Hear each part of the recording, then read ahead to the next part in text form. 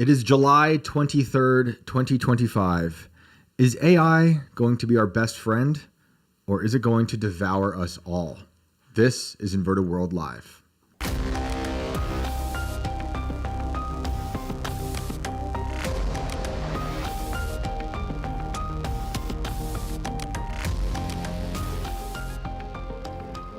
Welcome back, everybody. This is Inverted World Live, and I'm your host, Shane Cashman. We have a great show up ahead. But first, for those who don't know, this is a call-in show. In about 30 or so minutes, maybe 40, we're going to get to our callers. The phone lines are open. We will be here till midnight. The link to call in is not in the chat yet. Okay, the link to call in. Hang on. Let me stop him there because the last 5 seconds of that was a tissue of lies, okay? The phone lines are not open yet. They are going to be once we reveal the reason why they are going to be closed for about another 30 or 40 minutes. And I'll let Shane take it back from here. So they will be in the pinned in the chats on both Rumble and YouTube. But before we get to those callers, we will be talking with the great Joe Allen. But before we bring Joe in, we got to say what's up to Brandon, who you already saw. Brandon, say what's up. Yeah, it's fine. We can treat this like the first time. What is up, everybody? Welcome back. Apologies again for the shit show that we had last night, and thanks to everybody who hung out for it. I hope I have reconciled all the issues so far. I think we're good. We're not going to jinx it, but let's just dip right in and get weird. Oh, we got this. You were great last night. Troubleshooting on the go. You killed it. Apologies to those we didn't get to last night. Hope you're back tonight and love to hear your stories. But look, today we had a big AI announcement. Trump gave a speech.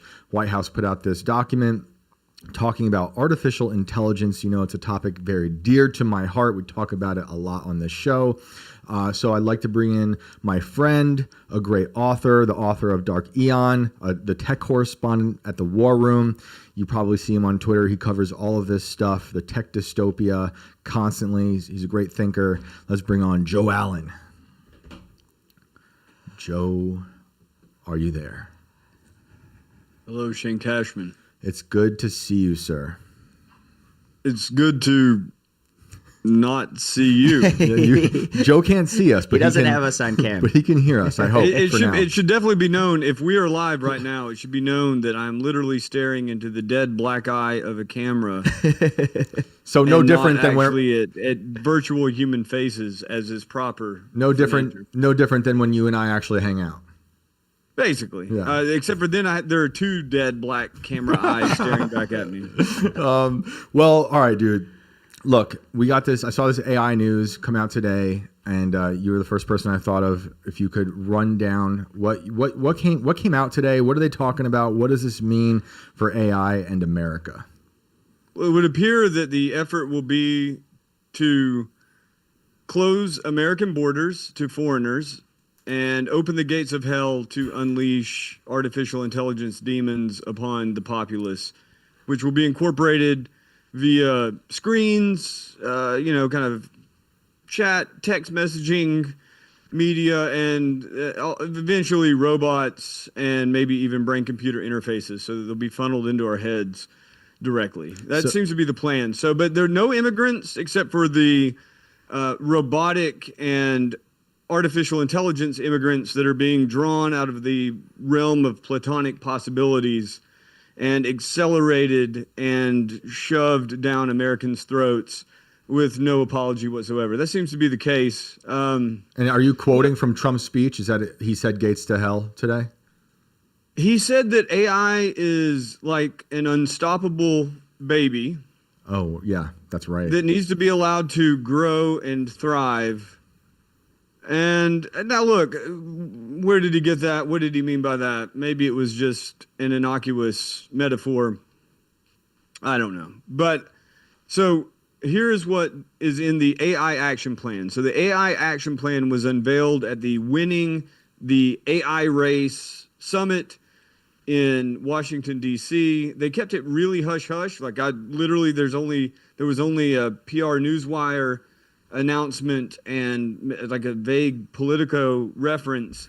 But that's, of course, the All In podcast hosted it, and that's David Sachs. David Sachs, the US AI czar, or I think his term has now ended, but basically still functioning as such. The AI action plan has 3 pillars.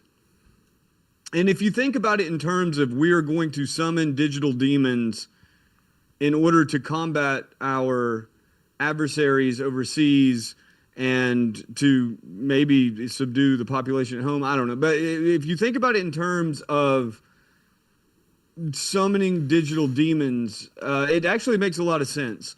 So just think about it that way. I think it's really important that we empathize here. Empathize with Trump and the Trump administration. Empathize with the tech accelerationists who are advising him on this.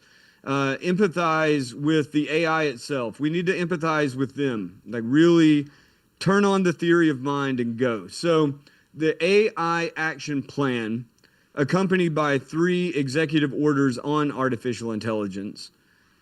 The AI action plan has 3 pillars. The first is accelerate and innovate, meaning that we need to accelerate AI development and accelerate the innovation that leads to, although they never mention the term, artificial general intelligence and possibly artificial superintelligence, digital demons or digital gods. We're empathizing.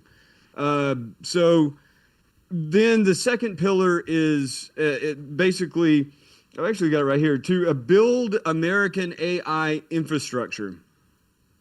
And that's the data centers, that's all of the supplies of electricity, of water to cool them. That's to make sure that American chip manufacturing stays at home and that the export of chips are restricted to exclude our adversaries. And then the last is to lead in international AI diplomacy and security. And that is basically to ensure that should these digital demons turn against us, or should some human who is unauthorized be able to summon and control one of these digital demons to create a bioweapon or IEDs or controlled death drones or something like that, that the U.S. is leading in the effort for international cooperation. And this would also be accompanied by the suffusion of the societies of our allies with artificial intelligence systems that are American-made, and also to always remain ahead of our competitors who are panting and sweating and struggling to even remotely keep up with everything that America's doing. I'll let you guide me where you want this to go, because there's a lot to unpack there. Yeah, there is. And that's a great breakdown. Before I continue, I just want to shout out everyone who just joined us, who was watching Timcast IRL and is now joining us over here. Thank you for hanging out with us. We are talking to Joe Allen. He is a tech correspondent at the War Room. He is the author of Dark Eon. And we are discussing today's AI announcement. Trump gave a speech, a lot of new things coming down. He just gave us the 3 pillars, and he started by talking about the summoning of the digital demons. And for those who might be a little taken aback by such a phrase, I should remind you that that is something Elon has said multiple times over the years about AI, and they've sort of rebranded over the past year or two, calling it a digital god that they're summoning. But you talk about, I guess, really quickly, if you could just say the difference between super intelligence and general intelligence. You were talking about the first of these pillars when it came to accelerating and innovating. What does that mean? Are we there yet? Do you think when we get there, it'll be bad? Are we there yet? It depends on whether or not there are secret data centers buried deep beneath the earth, which are training and running artificial general and super intelligences that we don't know about, that are actually controlling the world in secret, sort of like aliens or sort of like demons, but with a bigger power bill. Artificial general intelligence. The first thing you need to know is what artificial narrow intelligence is. That is any AIs that you see today. The only AIs that exist outside of the mythical underground data center are narrow intelligences. So they're AIs that, for instance, the large language models, chatbots, or image generators, or protein folding modelers, or drone control systems or anything like that, sex bot operators, whatever it is. So those are the narrow intelligences, meaning that they just occupy this narrow range of cognitive possibility. Artificial general intelligence, it's debated what the definition is, but I think that the current fashionable one is actually pretty good. Basically, an artificial general intelligence would be able to generalize across domains. So it would have a brain kind of like a human, except for it would be superhuman. It would be, as it's often said, as good as any human at any cognitive task. So math or reasoning or historical analysis or media analysis or lying or murder, whatever. All of these things would be at the disposal of this being, right? So it's like a little g God, but digital. Right. And then artificial superintelligence, which in most of the futuristic visions would result from the general intelligence being able to improve itself and its general reasoning abilities by rewriting its own code, and that recursive self-improvement would spiral up and up and up, lead to an intelligence explosion, and it would create a being that was basically smarter than all humans collectively on Earth, and would be a big G digital God. Now, it should be noted, none of that was mentioned in the AI action plan or the executive order signed. But if you look at the people who helped draft this, and if you look at the companies that are being privileged by it, it's quite clear that the ultimate goal, unmentioned, is artificial general or artificial godlike intelligence. It does and then seem super intelligent AI. It does seem that way. So before we go into like the deeper stuff, on the surface, am I wrong in thinking that this is putting into action what they took out of the big beautiful bill in terms of regulations? Because yes. I thought, I don't think that it was the big beautiful bill's relationship to this. I am not clear on, but there were a few different actions by the Biden administration, most specifically the Biden EO on AI, basically trustworthy, secure, and safe AI, right? Like the Biden EO enshrined principles such as ensuring that AI is not racist, sexist, or homophobic, right, or that AI would not create vast wealth disparities. And, you know, on the positive side, there was a directive to ensure that AI companies were quite transparent. So the Trump administration has basically swept all that aside. In fact, one of the executive orders signed today was in order to basically no federal funding will be given to contracts with any AI company that produces woke AI, right? And it's defined in the AI action plan as top-down ideological bias, which is pretty much inherent in any AI system. Right. But the sentiment, at least on that note, I actually legitimately empathize with that. Yeah, me too. What I was thinking about with the big beautiful bill was that there was a thing in there where they were going to make it so you couldn't enact any regulation in the states against AI, and I believe they took that out of the bill before they passed it, and now it looks like there is going to be that through this. Yes, I'm so sorry, Shane. I can't see you is the thing. Like I literally am looking at. They've got a picture of a demon staring at me. That's why I keep talking about these demons. That's my 8th grade picture. What are you talking about? We need everyone to feel uncomfortable while they're on the show, you know. Can't be too comfortable. But that element, so that's interesting. Just really quickly, yes, in the big beautiful bill, in the House version of it, basically there was a 10-year moratorium on state regulation. States would not be able to regulate or pass laws to regulate artificial intelligence. It was very vague, and then it was clarified in the Senate version that it would be the BEAD Act, which is a broadband act that came under the Build Back Better movement and Biden in 2021. Okay. The BEAD Act to build out broadband and other electronic infrastructure, that those funds would be denied to any state that regulated AI internally. Okay. And then they eventually, after a long battle that did involve the War Room and Steve Bannon and others, Josh Hawley, Marsha Blackburn, it was struck. But in the new AI action plan, there's still the ghost of this AI moratorium lingering on. Basically, there's some language that says that the federal government should not interfere with states passing prudent laws, regarding artificial intelligence, so long as they are not unduly restrictive. And, who defines prudent, who defines unruly? Open question. Yep. I would imagine it's probably the guys who put together the AI action plan.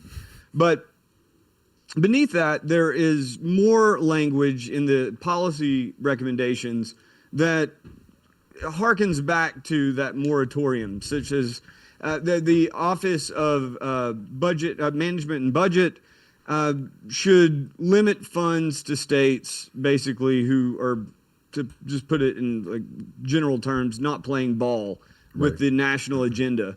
And in the speech that Trump gave today at the Winning the AI Race Summit in D.C., he, I think, spoke in the spirit of the AI moratorium when he said that a single state should not be allowed to pass laws that would impede like the broader goals of artificial intelligence development. Yep. And I guess I'm kind of interpreting here, but impede the national agenda regarding artificial intelligence goals, which basically, even if it's not legislatively binding, is to say that states should stay out of the way of the big tech companies as they create digital gods or digital demons or digital demonic gods. Yeah, I'm not a big fan.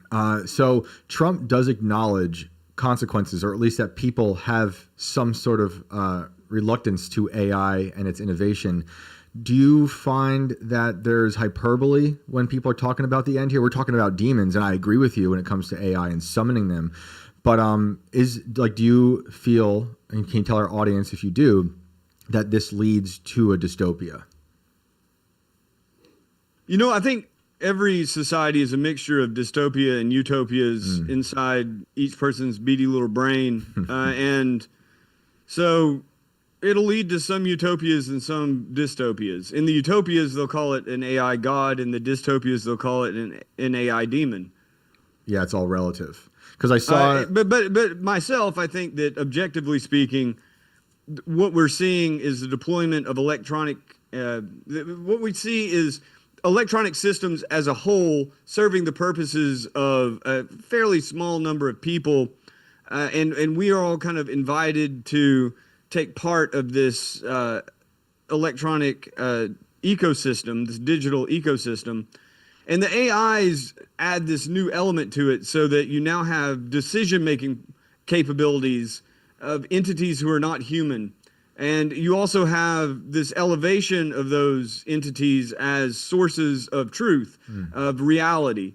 And in the olden days, if someone showed up with a foreign totem and said that this totem is delivering truth by way of magical, invisible forces, we would call them demons. On the other hand, if our priests that were on our side produced such a thing, we would call them gods. So it's, in a way, not that different, except for Chat GPT's top-tier models cost a lot of money, and probably even more than, say, like an Egyptian god. And they're a lot more tangible. So I think that if you're an atheist, you could call it non-human mimetic generators. But if you were religious, you would call them demons. Yep. And then I'm of two minds now, because it's funny, we're talking about how this could lead to, some very serious, sinister consequences. On the other hand, we see stories like this Builder.ai, where we find out this like $1 billion, this company that was valued at $1 billion backed by Microsoft it wasn't really AI, it was just 1,000 Indians punching. Right. I know what you're talking about. Yeah, so, that was actually covered by Kate Crawford, I believe, in her book Atlas of AI. Very, very amusing. So now yeah, I'm like, very, very amusing. now I'm less I actually concerned. think it would be awesome if all AI was, as Shane has posited, and I think it's a hypothesis worthy of testing, that literally you just have armies of third worlders typing out these responses for all AIs, or even better, if you had machine elves from another dimension who were enslaved by DMT dealers, and they were the ones typing it. On the other hand, if it really is the AI doing it, I think it would be much more appropriate for, say, customer service roles or even programming roles if those AIs were programmed to speak in Indian accents and in general hold a kind of caste-based racist ideology. But yeah, I guess we'll see. I feel like it's going to be a mixture of both depending on the valuation, who's funding these things. But it seems like in these pillars you're talking about that they're discussing in this action plan, they understand the consequences. The third pillar is about this diplomacy, security, and it getting into the wrong hands. What do you think they're talking about? Where does that go in terms of developing these weapons that are attached to or run by AI? So it's very, very complicated, but it's made pretty clear and simple in the document.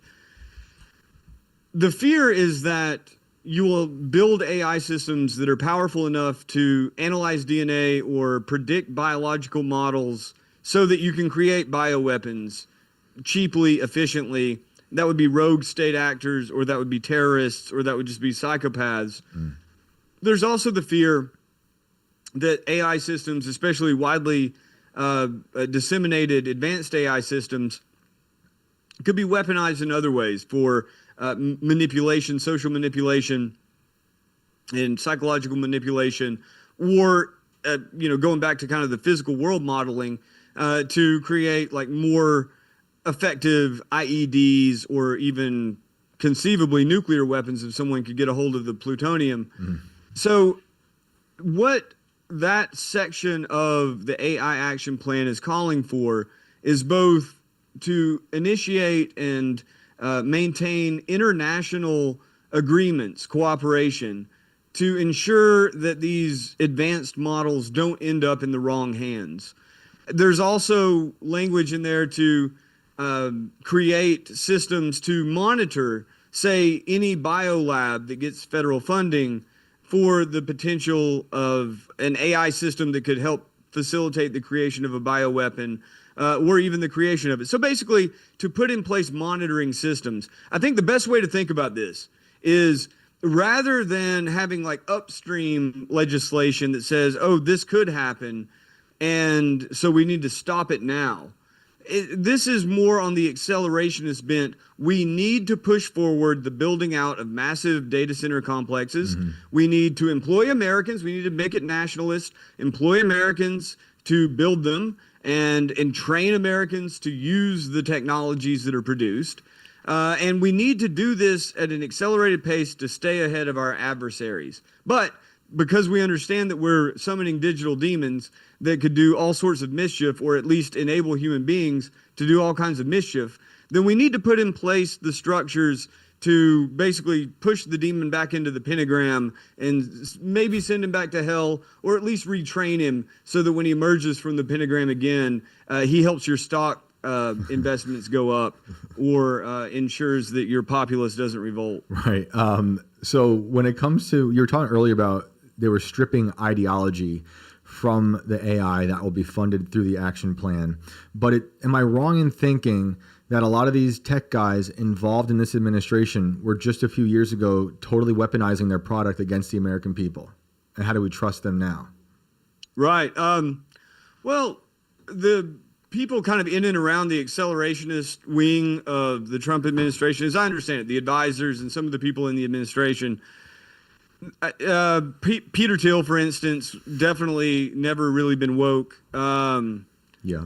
Mark Andreessen was liberal and pushed woke candidates, but was he woke? I don't necessarily think so. I hate the word woke, by the way. I hate it too. It's terrible. It's the worst. It's the worst. We should retire. I wish I'd never even uttered it up to this point, but Yeah. I guess I can just put scare quotes on it. Yeah, Woke. that word is beneath you, Joe. You can do better.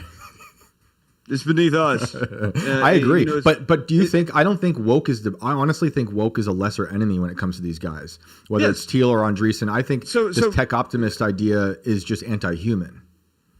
in the end, yes, some of them have more nuanced views, and I think that that's really important.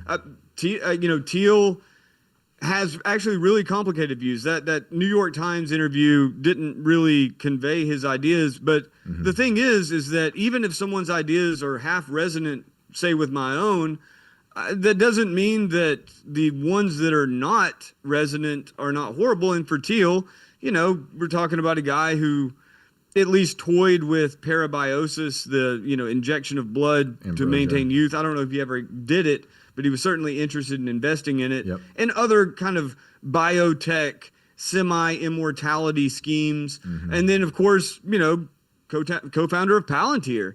And Palantir, I get it, tourists and immigrants and all that. I mean, I don't want them any more than the next guy. But the kinds of systems that Palantir creates and facilitates are surveillance and or death machines. So if you build a big surveillance and or death machine, even if it works for you to surveil and kill your enemies, the creation of it, kind of like the entire surveillance apparatus of the federal government in total or across the world, if your enemies get in the driver's seat, they're going to run over you. Well, it's all quite misguided, but it's all driven by, wait for it, the desire for more power and money. Right. I've never heard of it. That's such a rare un-American thing. But like what you're saying, Karp, who is I guess CEO of Palantir, he's talked openly about the kill chain, weaponizing Palantir against the so-called right wing, help with the vaccine delivery. I don't think they're good people, I think Teal's a really smart guy, and there are things he says that I certainly agree with. I understand his hesitancy with universities and why he has the Teal Fellowship, though I have issues with people who are Teal Fellows, so some of them, the ones I know about. But it's like, I don't trust it. When it comes to the woke thing, it really just seems like such a lesser issue now. And the new issue is, like what you're saying, inflating the surveillance state. And when it comes to something like Palantir, they've been successful through every administration since the Patriot Act. And the Patriot Act and Palantir have been in tandem since they both started, basically, I guess 2001, then 2002. So, I have issues with that, and I have issues with Sam Altman. Clearly, he's a little more ideologically bent to the left. But that's what worries me of having these people around and getting this funding and the support from the administration, and how it could be weaponized against us eventually. Like you're saying, when the so-called enemy is back in the driver's seat. How does something like this action plan differ from the Project Stargate? Is this like a continuation of what happened with Project Stargate on day 2 in Trump 2.0? Yes, absolutely it is. And since then, Project Stargate has faltered quite a bit. They initially aimed at $500 million $500 billion of investment, and they have fallen far, far short of that. They still are going forward. They're building the data centers. It really doesn't matter. One of the problems, and you know how this works. I mean, we both work in this medium where you're presenting a situation at that moment, and it tends to, in the imaginations of people who are viewing, become inflated, and oftentimes in our own. And so with Project Stargate, not unlike Palantir, that's one component of a vast system of AI generation or surveillance or the various insane biotech projects and all of this. Like, it's this vast system with all of these different players. So let's say that tomorrow we took out Project Stargate, and with that, OpenAI and Oracle and SoftBank, who were the guys that were at the forefront of it.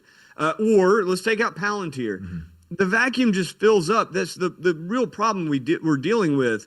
Is it's more like an insect swarm than a tiger. A tiger, if you get lucky, you win. With an insect swarm, unless you have bug spray, which I guess in our case would be like EMPs, it just keeps on coming unless you get to the root of it, right? So yes, it is associated conceptually with that whole thing. I mean, the whole project of Stargate, the Stargate project, was to build out data centers, whereas this is about the federal government's role in actually doing that very thing, building out the data centers, and how the federal government is going to take care of U.S. workers as they get paid very well to build data centers and train AIs and learn to use AIs, and ultimately to train and create their own replacements. Yeah, it does seem that way. I saw a tweet from you that I really liked. We were talking about how this action plan and all this AI stuff is going to create either digital gods or piles of duds. What about any positives you see coming out of the innovation with AI? Are there any? You know, I think a man is always judged by his enemies. You know, your value is based on the enemy you vanquish or are vanquished by.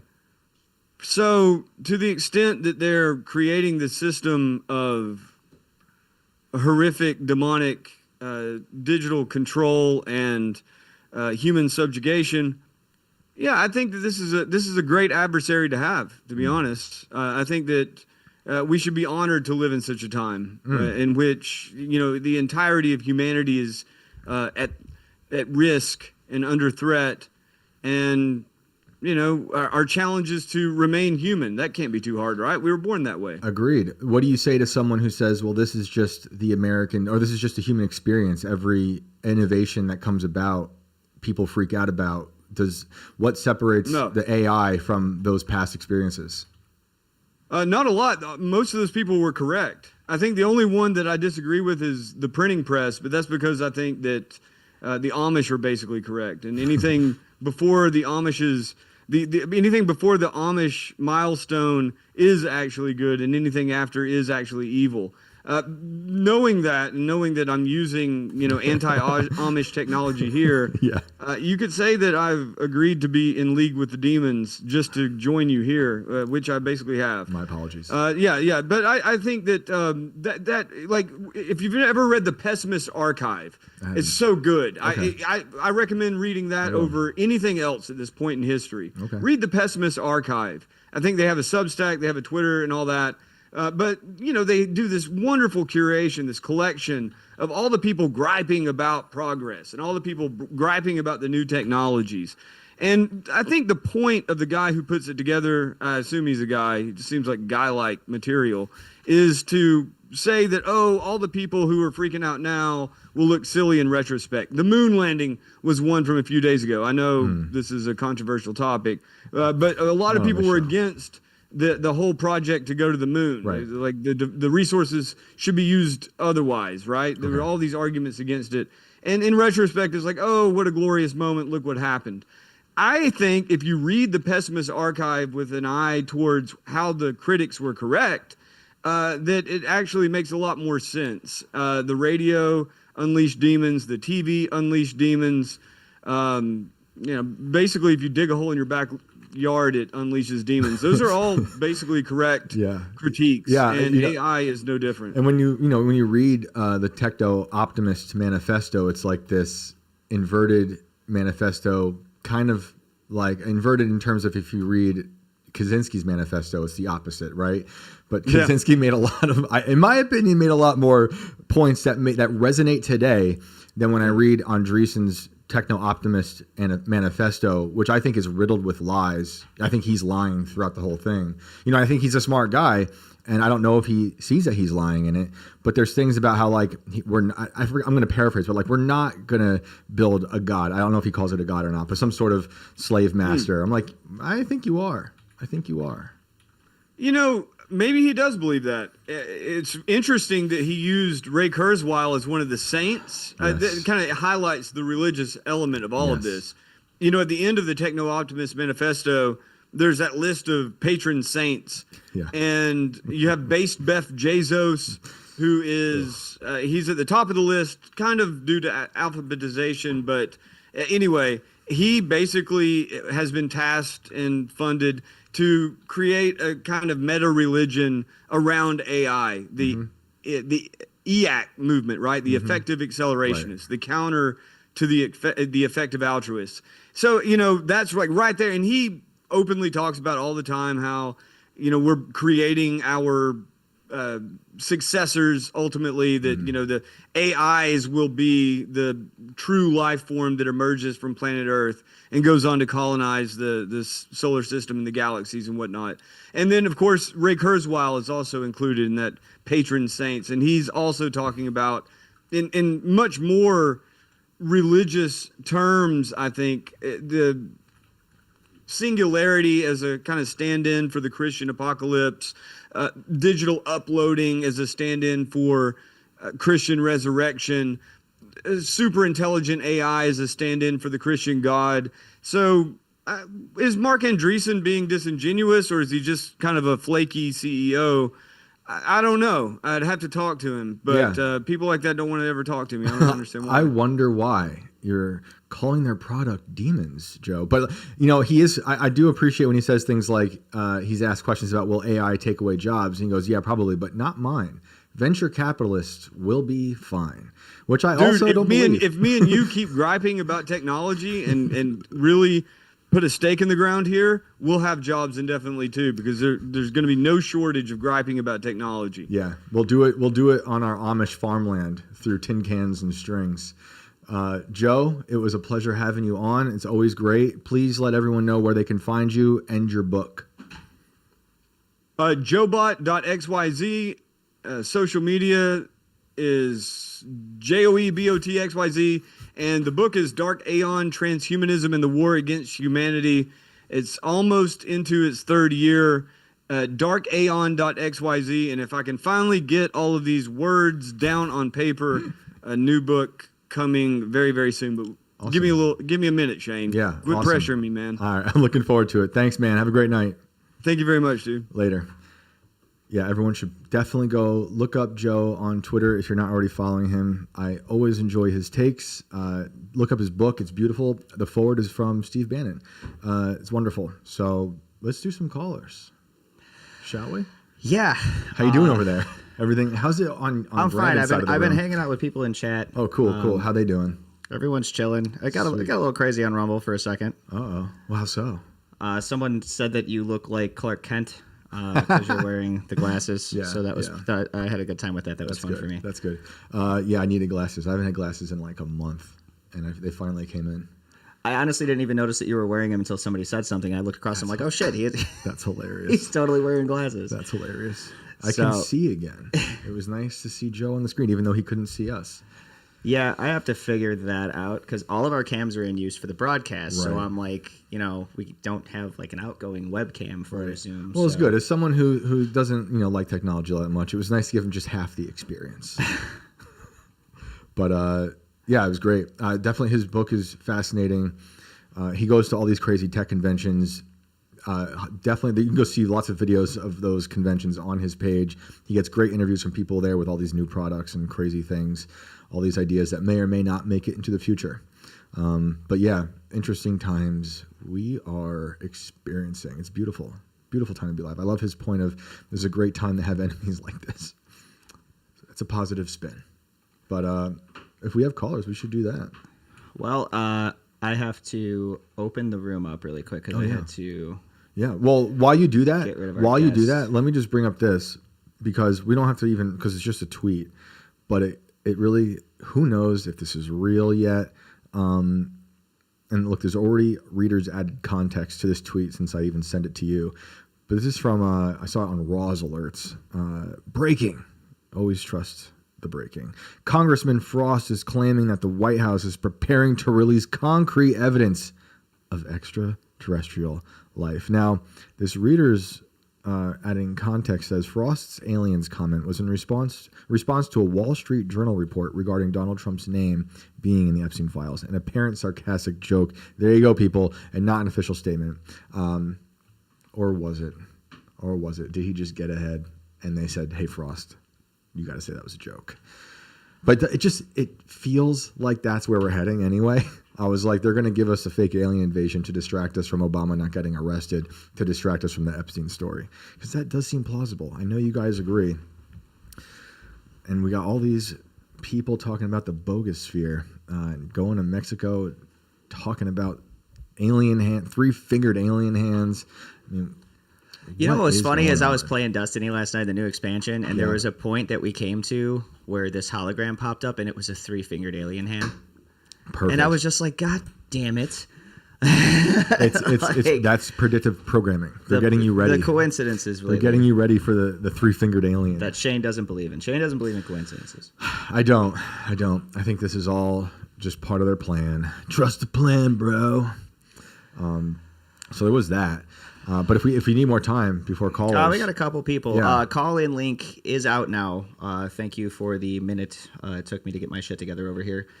Should be pinned in the chats. So go ahead, call in. We got a couple guys here ready to go. let's do it. So let's get someone on the phone here. Let me jump back here.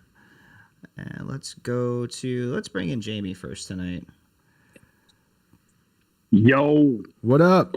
what up, fellas? Not much. How are you?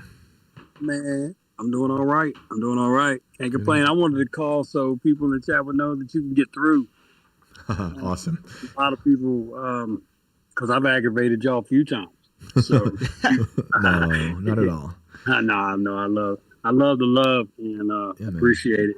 And so I get in there in the chat and I try not to cause trouble, but you guys are fun, man. Your show's awesome. Joe Bot, see, he speaks on another level, man. Yeah. He was speaking another language. You know? Yeah, Really? he's great. No, I know. Because and you guys are there with him, and I'm trying to keep up, but what he's saying, I mean, I feel it all the way in my bones. Yeah. Really. Yeah, he can talk about it on a very primal level and also on like a high, language model where he's been in that world for so long. He gets it. Yeah. And, I know it's for people who aren't keeping up with the innovation, I'm putting that in quotes, it almost sounds like hieroglyphics. But he's, I think, one of the best people, if not the best person talking about it. And I might be saying that because I'm biased into, I agree with him. I agree with his outlook. Right. You got him on for that reason. Yep. I mean, Steve Bannon is not a name you drop. You know what I'm saying? Yeah, no. Just like, oh yeah, I had lunch with Steve. And this guy, he's putting it forward in your book. Yeah. Because he knows the legitimacy of what this man is saying. He understands the intricacy. But I love that he takes it to that level of spirituality, because I'm telling you, those fallen, this is the way they've been teaching men to build a system that they can integrate with. Yep. Read Revelation when that pit opens, the description of those things that come out of that pit, it just makes me think of like drones and like a system that's designed to go after people that are marked by that system, because it's like a honing device. Once you're tagged, they know where you are. The information that's in the air with 5G, the shots, all this technology that's being integrated into everything. It's not, I mean, the food, that appeal stuff you can't wash off, you better believe that is nanotechnology. Man, See, the thing that got me about what he was talking about was when he directly compared all of the things that they were putting in place to regulate this, the legislatures, all of that stuff, is extremely comparable to what we did with the atomic bomb. Absolutely. And Karp, who is the CEO of Palantir, considers the Manhattan Project the first Silicon Valley. Like that is the lineage. Is the atomic bomb. This is Manhattan Project 2.0. Yes, it's just shrunk Well, down. listen, the technology. Hey, I don't mean to interrupt. No. You're right. But see, the technology itself, the understanding of the other dimension, it goes way back. We can go to the Bible again, right? Elisha was transported, right? He was taken by what's called chariot of fire, That's right. Yep. So this guy is alive somewhere. Yeah, one of only, I think, 2 people taken to heaven while alive. And Enoch was That's translated, right? He was no more. So like in theory, right? I was just thinking about, okay, God, you either keeping these 2 men in a containment area where they're not aging, they're not dying over these millennia. Yep.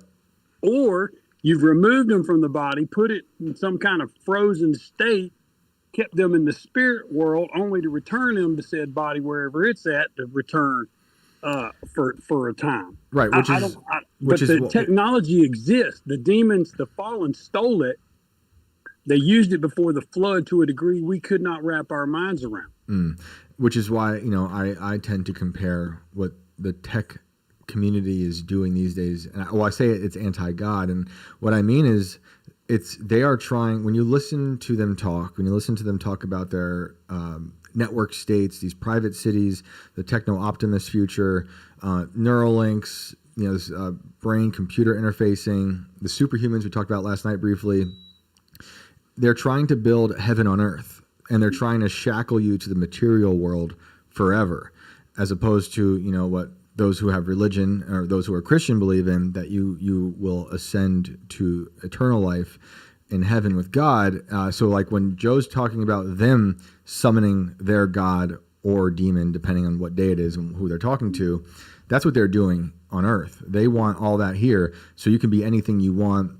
You can have all your fantasies played out before you, whether you're in the metaverse or it's through your Neuralink or, who knows what. Maybe you've been a product of some crazy AI eugenicist and you're Why wait for eternity? Bring eternity to you, right? Exactly. So, and I can see there are positives that can come out of this. Like there are some, there's always some sort of positive that comes out of these things that people worry about. But I just personally believe the consequences will outweigh those positives. Well, the positives are everywhere, right? Like you and me, we are like this. Your podcast, whatever this is a technology based process. We need this technology for us to do what's happening right now, for people to make connections. We're just average guys, right? Exactly. And, we can't stop innovation. Like innovation is a great thing. And we have to learn how to bake our ethics into it so it doesn't totally devour us. But, when you watch the Terminator, I guess it's Terminator 2, they hack the technology that was trying to kill them in Terminator 1 to help save them in Terminator 2. So they found a way to work with that technology, which is kind of what we got to do here, because it's not going away. You got to play with the devil's. When you're playing the devil's games, you have to play by the devil's rules and you have to use the devil's tools. It's in a way that you're trapped and confined. But to elevate above that, to say, no, you know what, I'm not going to play his game, right? So then you remove yourself from the rules, then you remove yourself from the tools. You're no longer tied to it. So we try to escape it. People have with Bitcoin and different things like that. They're trying, but really, basically, you're feeding that monster because it's still all digital. All digital information is being confined and centralized, just like the money. It's not just the money. It's your information, my information. This stuff, Palantir, like your brother was saying, 2002, man. I was thinking back, dang, what was I doing in 2002, right? I mean, for those who don't know, Palantir was funded by In-Q-Tel. I forget it's In-Q-Tel or In-Q-Tech. I always get it wrong. But that's a CIA venture capitalist firm. So they're, CIA adjacent, and they were born basidly with the Patriot Act. And that is the surveillance Y'all remember Watson? Yes. You remember Watson? Yep. I mean, he didn't die. He just changed his name. Right. You know what I'm saying? He just evolved. Watson was like, this is old technology to the government. Anything, and that's what Joe Bot was tapping into, and I won't stay much longer, but this technology, see, the television itself came from a tube-like device that occultists would use to view into another dimension, okay, to see entities, okay, and to communicate with them. So this tube technology was then transformed into what we begin to see as a television, right? They begin to tell those visions that they were catching through this ancient viewing ritual to now put it in every home in America. So they made us all little occultists, because we begin to dedicate our time, and I grew up on it. I'm guilty as anybody. Yeah, but all I'm saying is it just got more and more. All we're waiting on now, we're so we're just waiting on the next model. I think they have all these next models lined up in their bunkers we don't even know about, and I think the evil overlords get off on knowing we partake in their rituals and we don't even know it, right? Like, because a lot of people are ignorant to the fact that this might be part of some larger ritual. It's definitely wild stuff. I love paying attention to it. It can be overwhelming. I understand people just want to tap out because it's a lot. You're talking about, it's a lot of money, a lot of important people, and they are looking. Some of them are very open about becoming monopolies and destroying. Some of them don't believe in America as it is, and they want to turn their vision of the world out loose on us, which I think is antithetical to freedom. So right, Hunter Biden 2028, man. That's what I'm saying. You know, who was it? Hunter Biden 2028. Oh man! Hey, listen, wanted... full disclosure, man. I'm gonna let you guys go. So there's hope for people. I was a crack addict. Okay. Yep. I mean, no doubt. And I do not recommend anybody try that stuff because it can hook you. Hunter made it sound so nice. He made it sound like it was beautiful. If it wasn't awesome, people wouldn't even get hooked on it, dude. Of course. Okay, that's why drugs are awesome. Right. Because, you know, and I'm being honest, yeah. you know, if they weren't awesome, I wouldn't have ruined my life with them, right? Right. So there's something that lures us to escape. Mm-hmm. So they've altered our reality, and then it's, oh, you want to escape reality? Well, let's use this or use this, right? They can stop it, period, point blank. They could cut all the drugs off. But if they do that, then people will have to face the reality of what's really going on. Right. You know, and the alcohol and all the things that we just block ourselves off with. So speaking from that reality, I understand addiction. But it's no different part of the brain that was stimulated when I was using dope, that the same thing stimulated by all the sugar, all the foods, 100%. All the television. It's the same part of your brain. So you judging all these people bent over on fentanyl when you sitting there bent over looking at your phone. True. So it's true. The same thing. Yep. Addiction just takes many forms. And, you know, some of it is the drugs and some of it, I mean, it's all over. We're surrounded by you guys got me hooked on the truth. That's right. All right. So I'm hooked on the truth. I'm going to get off the phone so y'all can bring some more truth. Awesome, man. I appreciate that. Yeah. Right. Thanks, Jamie. Much love, Brandon. Later. Much love, Shane. Peace. Peace. See you, man. Cooking up that truth. Man, Raekwon. Makes me want to hear some Raekwon the chef talking about cooking that truth. For those who are new to the show, just joining us, we are Callin Show. Our phone lines are open. We'll be here till midnight. If you have a strange story, some weird encounter that you've had, it could be anything. There's no theme. Just something. We've had sleep paralysis stories, cryptid stories, abduction stories, missing time stories. You name it.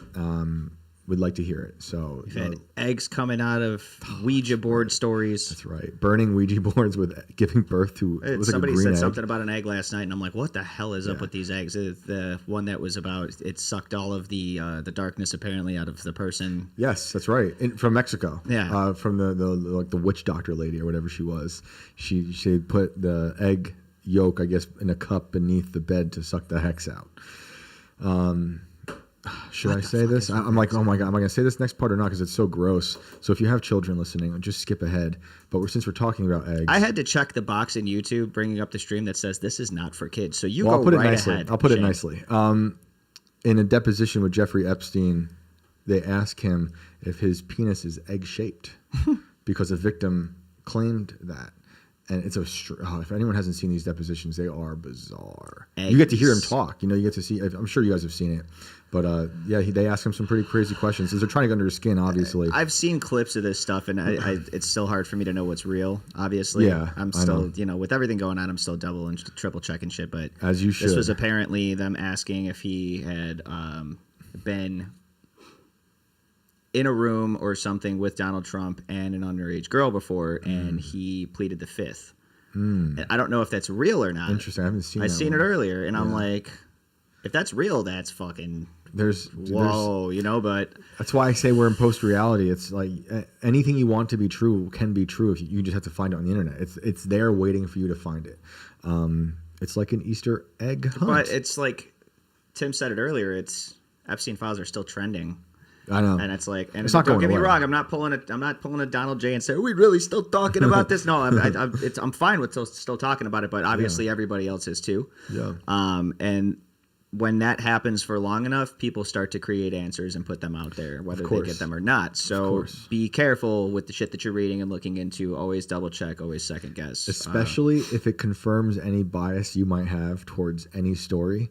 I'd be even extra suspicious of it because you're like, oh wow, this is exactly what I thought, and then it's it's the reality buffet. Anything you want can be true. You just have to find it, and it happens every day. And I'm trying to be wary of that myself. And with the Epstein stuff, there's a million things out there. You never know. I saw a video of Hillary Clinton sneaking into his jail cell. That was that popped out the night after we watched the footage on IRL because Tim brought it up the one night that I was on the show, and the next day, literally, it looked so fucking real. Yeah, dude, it was done. Ridiculous. Yep. Like she just wanders right in, and the thing is we still don't even know if that supposedly his cell was there. Yeah. But obviously one door was leaving and just going out, which it didn't look that secure because the one guard just opens the door and walks out and leaves it open. And I'm like, what the hell kind of Right. like, what are we dealing? And now with we here? know it probably wasn't her in that video. I mean, it was obviously AI, but Oh, yeah, she obviously was on AI. heavy tranquilizers, Yeah, so she obviously can't AI. even walk. That's why she looked that way when she saw those balloons falling out of the ceiling. She was high on heavy tranquilizers. You saw that? Tulsi saying that today? No. Confirmed, like through I emails? only got to watch a chunk of Tulsi today. I got to finish watching it when I get home tonight. Man, But we are run by psychopaths. yeah. It's wonderful. So let's do another caller if we got Yeah. something lined up. Really quick, let's get this out of the way. Like, subscribe, follow, share the show with everybody you know. We appreciate you guys hanging out every night this week. And we'll be back tomorrow, obviously. And this Saturday, we are doing the first Culture War Live show. We'll be doing a residency in DC for the next 3 weekends. So if you haven't gotten your tickets already, make sure you grab them. DC Comedy Loft. Yep, DCComedyLoft.com. That's right. I almost stumbled there. And as always, thanks for staying weird with us. We are going to go to Charles now because I know Charles has been waiting for a bit to get on here. Cool.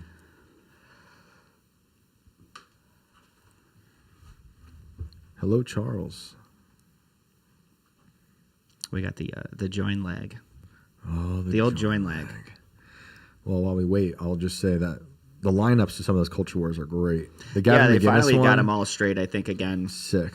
So I think cool. I think Gavin is this weekend. Yeah, I think with so Matan. too. Yep, and Alex Stein. Yep, It's a Alex sweet will be there, lineup. I think, for all the shows, if I'm not mistaken. Oh, okay, awesome. I That's think he's great. kind of co-hosting.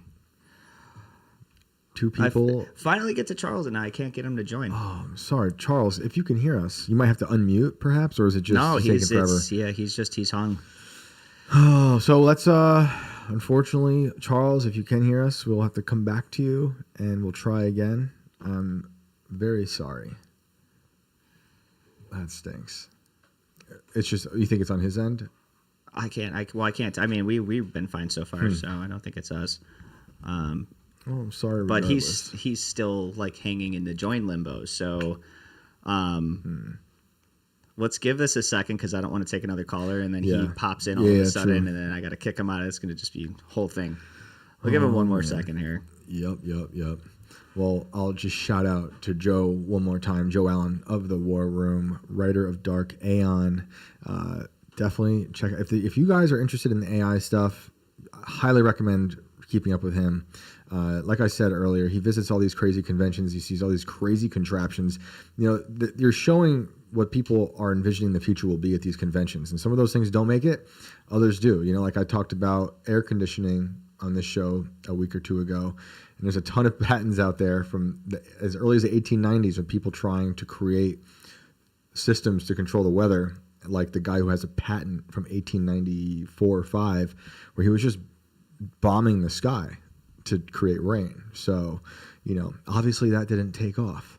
Other things did. But I love seeing what he runs into at these conventions. And he's just got a good eye, and he's grounded in all this tech mythology. I think I got him. Oh, awesome. Charles, if you're there, see if you can unmute your mic.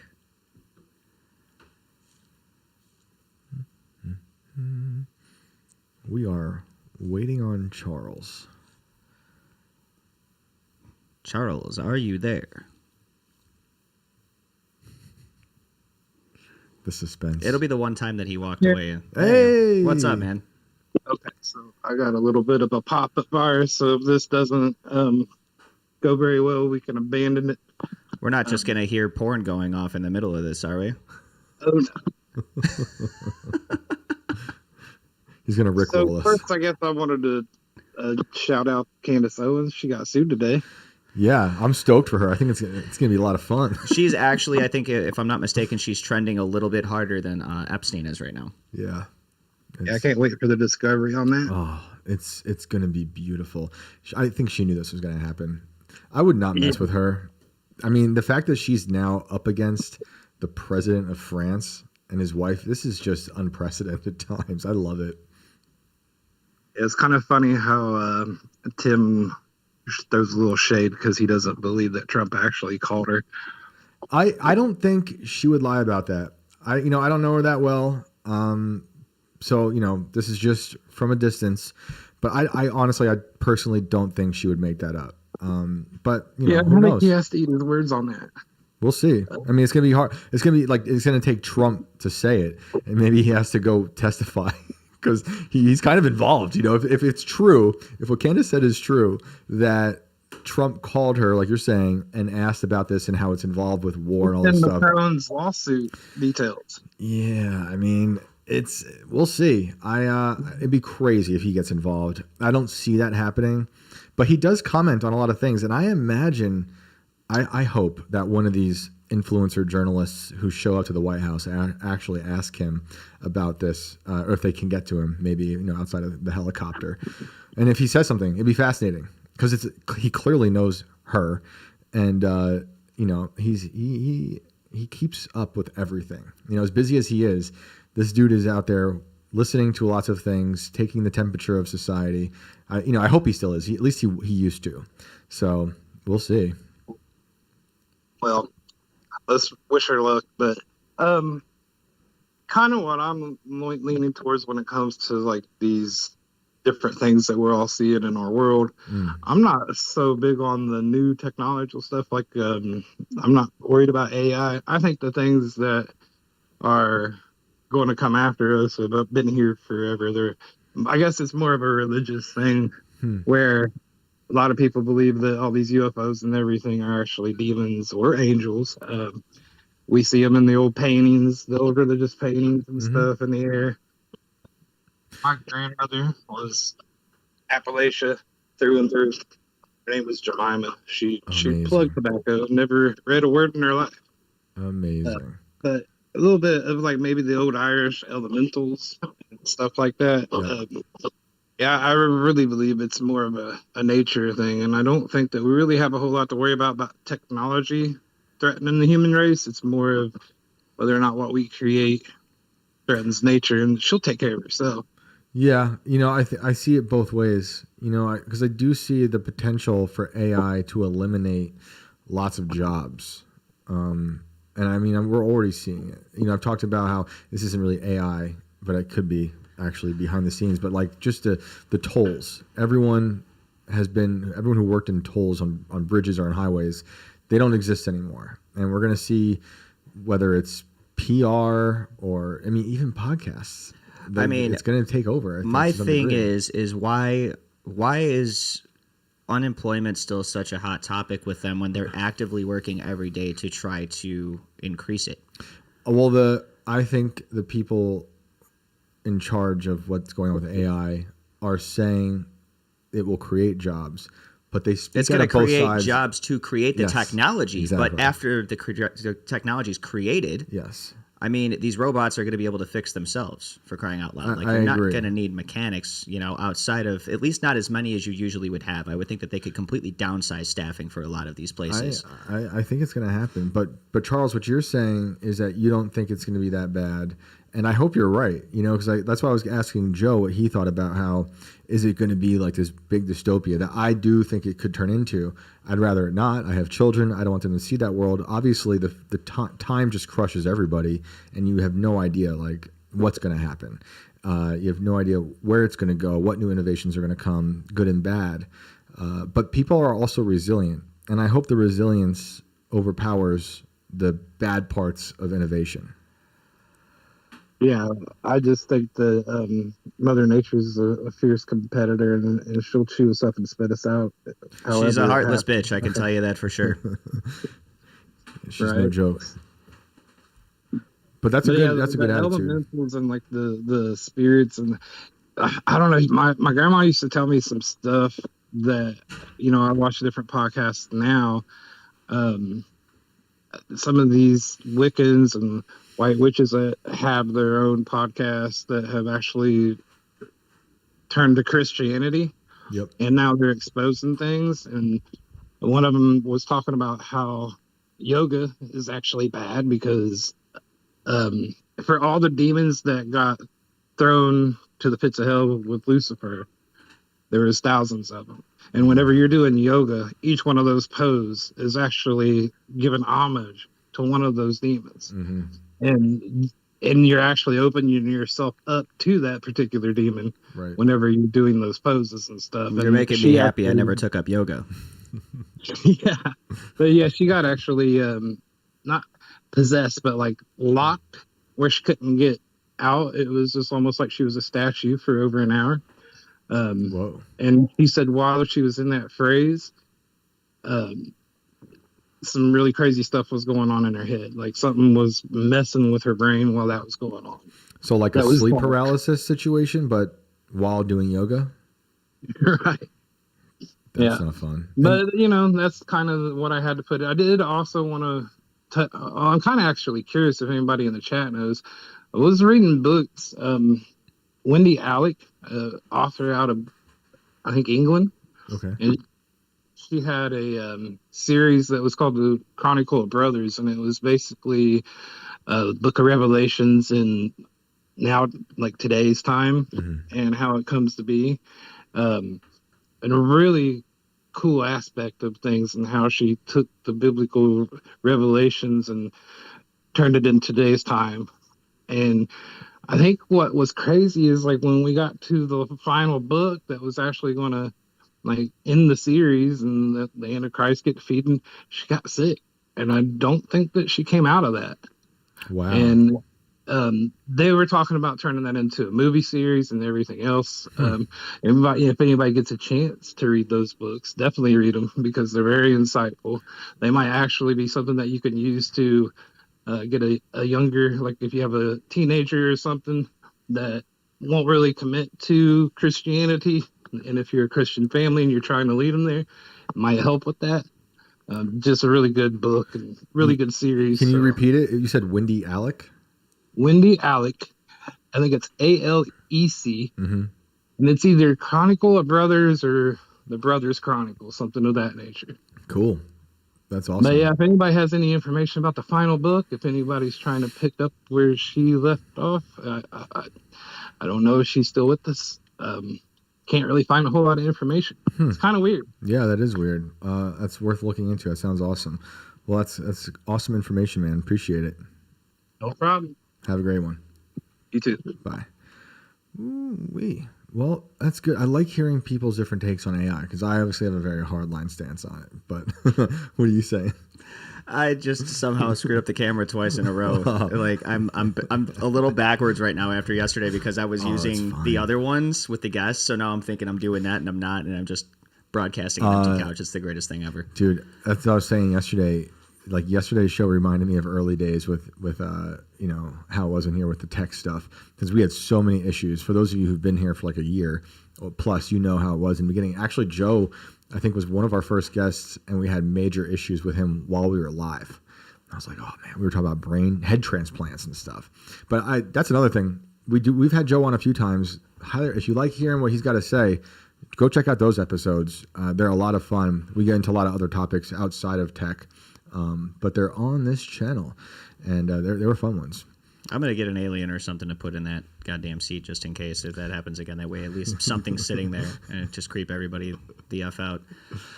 Should we do another caller? Yeah. So we're going to keep going down the list of people that I missed this week because I still see a couple of you in there. Cool. So if you were here before, the night before, hang tight. I am actively trying to get to you. People keep saying it's a brown casting couch. I'm trying to look at the comments before we get to callers. Yeah, the casting couch thing isn't going to go away until the casting couch goes away, Shane. And I have advocated to get rid of this damn couch a couple of times, and it's still here. So because Shane loves the aesthetic that the creepy furniture brings to the coffin. I know. It's tough. I like, it looks like it belongs inside a coffin. Bobby Broadway said transcendental meditation was bad. Yeah, it's weird. As much as I love David Lynch, he was way into that stuff, and I am not into it. You guys are hilarious, though. Oh, the chats have been killing me the last You couple of guys, days. Now yoga is evil, LOL. Says Azaroth 43. That was the first thing I was thinking too. I was like, damn, you can't do anything anymore, huh? Dude, nothing's good. Everything's bad. Nothing is sacred. You can't enjoy anything anymore. You're trying to do downward dog, and little do you know you're getting demons in the world. You're worshiping Osiris, yeah. The two are apparently mutually exclusive. Sheesh. Well, shit. Let's get back on the phones. Oh, someone literally said that. They said, this is Atheist Dan and Colson, so doing the frog pose is dedicated to frogs, and the downward dog is dedicated to dogs facing down. Yeah, well. Yeah. Sounds about right. Renee is funny. You will live in the pods. You will eat the bugs. That's one of my favorite things. I said that around Tim the other day because Tim was saying something. He's like, man, this is going to suck. And this, I was like, yep, you will eat the bugs. Matt Valente. That's why women love yoga. Oh, you guys are hilarious. Oh, my God. Awesome. I love it. Thank you, guys. All right. Let's go to... I have Vincent on the list first. Then I'm going to try to get to Brian B. So you guys just hang out. We're working on it.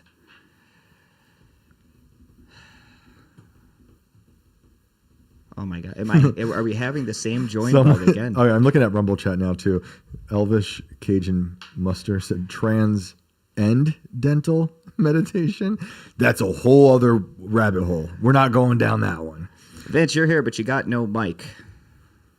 Carly there you go. Floor, the Dolphins will save us. I love you guys. Hilarious. Vincent, right, who we got? Who are we waiting on? We got Vincent here. He just Oh enabled. my God, Vincent, what's up? what's happening? Chilling, going man. on, man. Thanks for The being here. new Art Bell is the best show ever yet. Oh, that's awesome. That's high praise. Art Bell was the man. It's awesome. This is it. You're doing it. Thanks, you man. got it going. Well, we appreciate that. And we appreciate you calling in. What's going on? Well, I don't know. I mean, I've been watching the show for a while. I actually have a list of stuff that, like, all these different little things. Cool. But I don't know. It's kind of whatever you want to talk about. Do we want to stay on topic with, like, computer, AI, intelligence? We don't have to. I mean, if you got something on your mind about it, let us know, and then we can maybe get into one of your stories. I got 1,000,001 stories. Great. I mean, and that's just it. It's like we could stay on topic, go crazy. I mean, for instance, like I grew up in a haunted house, so I got a bunch of stories from that growing up as a kid. We could deviate from the nav here if you want to go off the cuff with something. I'm with Brandon. You know, the most biggest thing I kind of want to talk about is Ozzy, because it has some good Ozfest stories, and if you want to go to that one, seeing that Has He Died, and it's relevant. Yeah, sure. Yeah, dude. Shout out So to let's. Ozzy. So nobody's ever come out with whoever threw that live bat on the stage. Great. Right, as far as I know, and as far as I've ever researched. And so here's the kind of story with that. My first Ozfest, my uncle was taking me. We were getting breakfast beforehand, and I wasn't really paying too much attention, and I was probably a little bit stoned. But he was telling me a story about that, and also in a roundabout way about how they were living in Medford there, where my mother, brothers, and sisters were, and they had bats in the attic there. And that's where I believe one of my uncles, he got the bat, they killed it, they took it into the concert there in Boston and threw it up on stage. No. Wait, your uncle, you believe, was the bat thrower? I hope this is true. Yes. He's dead. He's dead now. He died Agent Orange. Oh my goodness! All right, well, let's get into that too. Wow. Oh yeah. But So you are that saying escalated so quickly. You are saying, because people are going to say this can't be true. But That's what I say, man. I know. I've never once considered how the bat got on stage. You hear the story all the time. He talked about it in the beginning of that Letterman interview we actually pulled up a clip of yesterday. So the bat, for those who don't know, I'm sure everyone has heard this story. Someone threw a bat on stage. It was It was a dead bat. Ozzy says he thought it was a prop. Who knows if he's telling the truth? But what happened next is who knows if he gave a shit? He probably even if he didn't notice, he still would have done it. It was Ozzy in his heyday, man. Bit the head off, knew immediately that was a real bat. And now, Vincent, you are saying this bat came from your uncle's attic? Yeah, it would have been like my grandmother's house, but it was the attic there that they were living in Medford, Massachusetts, and they had bats in the attic. So I'm sure they were rabble rouser troublemakers. Yeah. Did he talk about any details about the bat? So this was coming from my other uncle, the other one of my the brother. Okay. And so they were all like own little group, and they probably had friends and whatnot too. But this would have been, I don't know if I want to say his name, but he who went to Vietnam and died. But all right, I'll say it. It was my Uncle Ronnie. And so Ronald, he was the biggest troublemaker. He had a choice between jail or Vietnam. Just went to that story. And my other uncle, he kind of told me, he was telling the story in a roundabout way. He didn't necessarily like admit to it, but they were, again, it was like he was telling me the story and then telling me about how we had bats in the attic and blah, blah, blah, blah. And, someone threw it up on stage in Boston. And it's like, it wasn't for some time afterwards. I kind of put two things together and I was like, oh my God, that was them.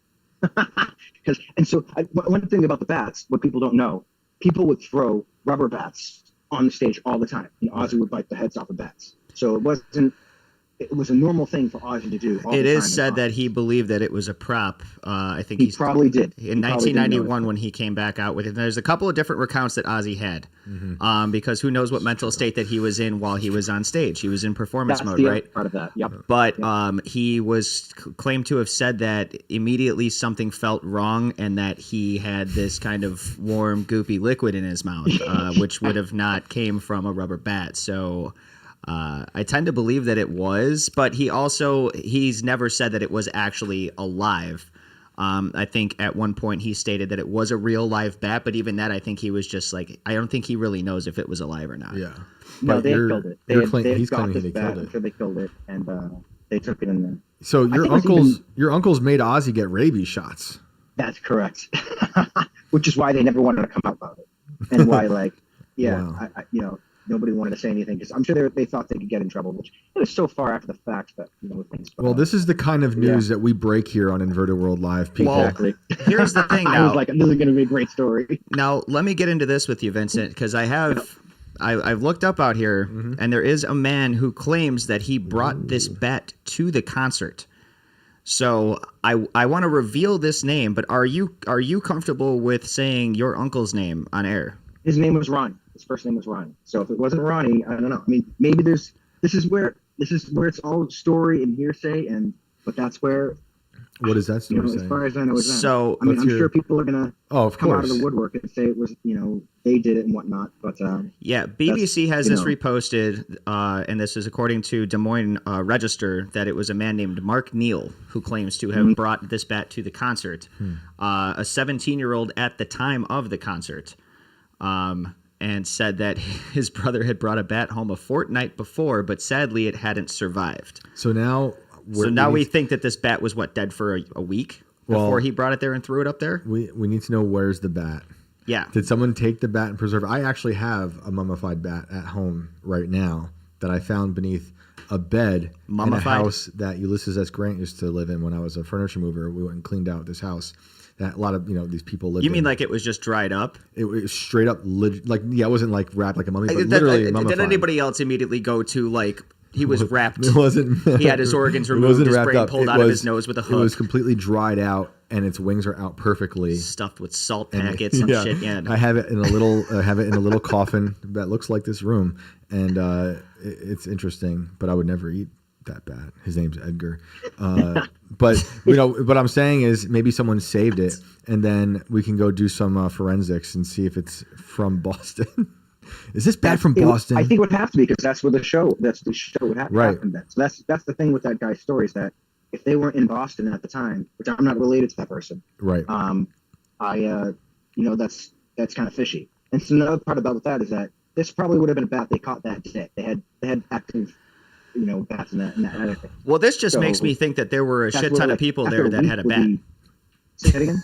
This kind of just makes me think that there were a shit ton of people there who actually did have bats on them. Real bats. It wasn't just one person, so that's even crazier. Throw real bats. That's a funny point. I didn't even think of that.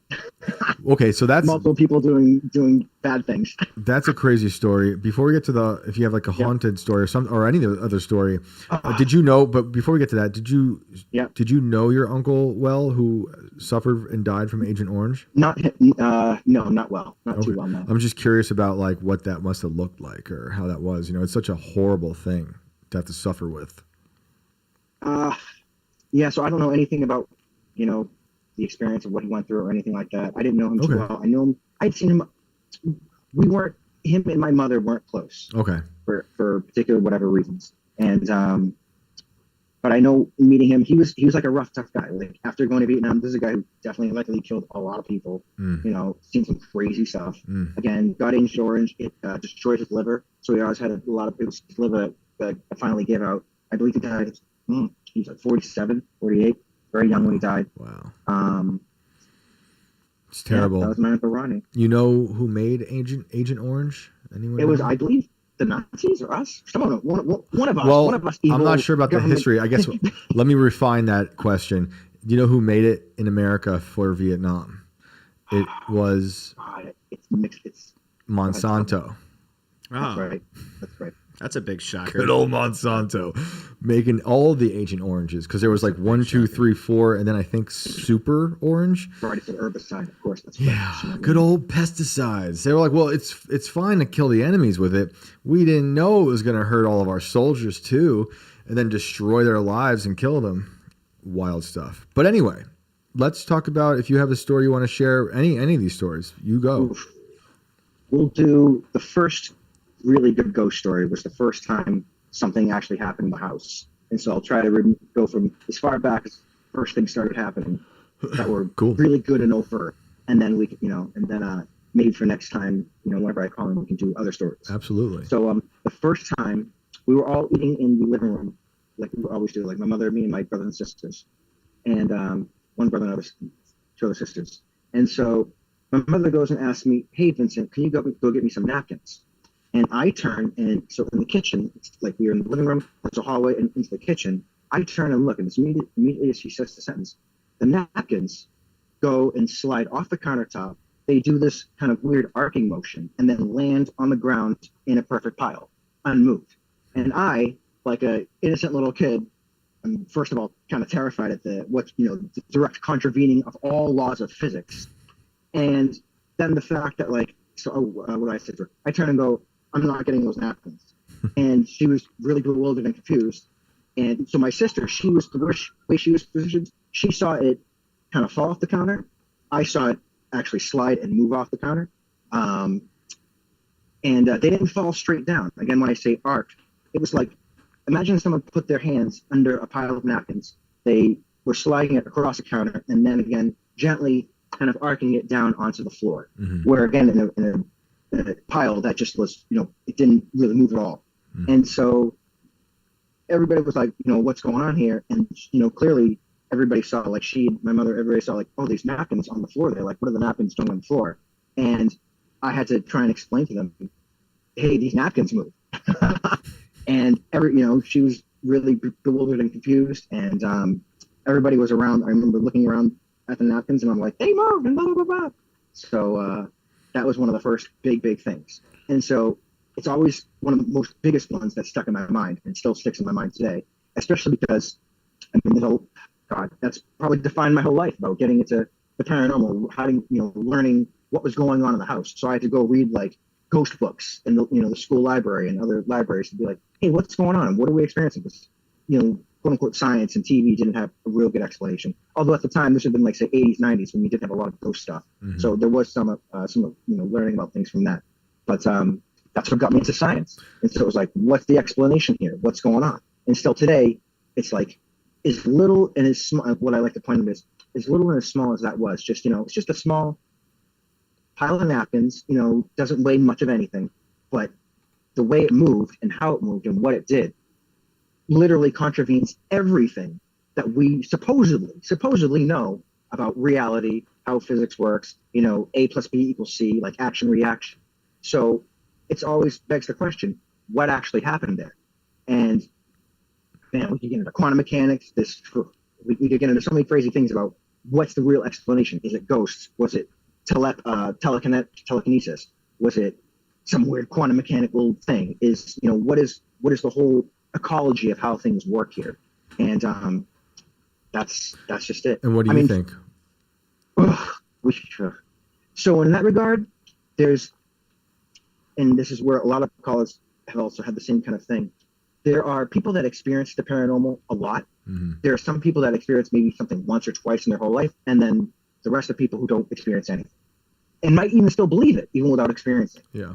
I'm of the end that I experience a lot, and I get a lot of, I just have this sixth sense of I'm able to look right when nobody else is looking, and oh my God, I see the little goblin running by. And it's like, hey, did you guys see that? It's like, no, nobody else saw that. And I'm like, well, something just happened there. So that's always been the case with me, with being very observant and having that kind of attention to detail.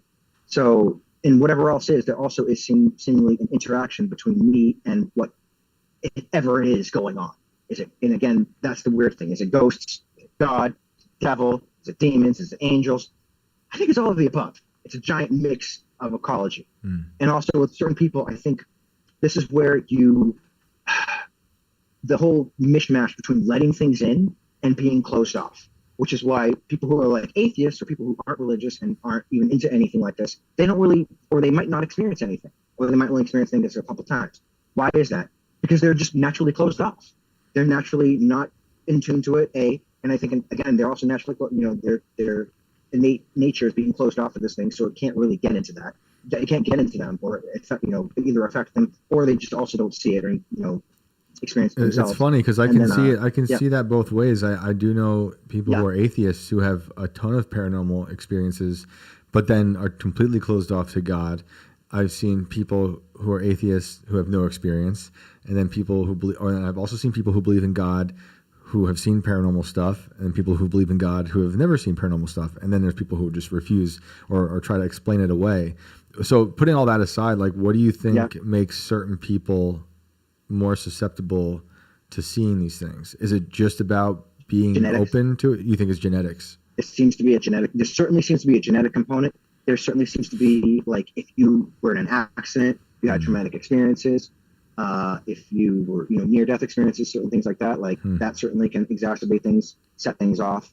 Head bumps in the head, things like that. They're, all the. Here's what I say, like, as a scientist, and this is like going back to the ecology and the history of things. Since the dawn of man, we have had a history of the paranormal. In fact, it almost seems like when people started writing things down, the first things they started writing about were ghosts, goblins, religion, all of these things that they could tell. And this is the other thing about that, and that people get confused on. They could tell the difference between natural phenomena and the ghostly phenomena. It's like they would know the difference between, hey, these are the lightnings and the rains. Now, why did the lightnings and rains happen in a certain way to do? Was it the gods? Was it the demons? That's a different story. But again, we have a long history from all cultures of this quote unquote paranormal stuff happening. Ghosts, life after death, gods, demons, angels, whatever it is, and the UFO phenomena, that's also can start bleeding into this, all of it.